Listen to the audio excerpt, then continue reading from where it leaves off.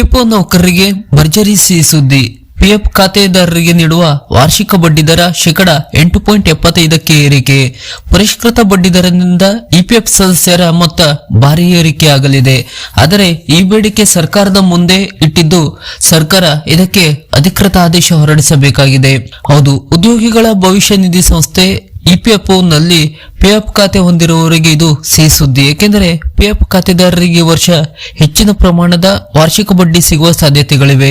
ಅದು ಎಷ್ಟೆಂದರೆ ಸುಮಾರು ಶೇಕಡ 8.75ರಷ್ಟು. ಇಷ್ಟು ದೊಡ್ಡ ಪ್ರಮಾಣದಲ್ಲಿ ವಾರ್ಷಿಕ ಬಡ್ಡಿ ಹೆಚ್ಚಳವಾದರೆ ತಮ್ಮ ಪಿಎಫ್ ಖಾತೆಯಲ್ಲಿ 5 ಲಕ್ಷ ರೂಪಾಯಿ ಹೊಂದಿರುವವರು ಸುಮಾರು 44,000 ರೂಪಾಯಿಯಷ್ಟು ಬಡ್ಡಿಯನ್ನು ಪಡೆಯಬಹುದಾಗಿದೆ.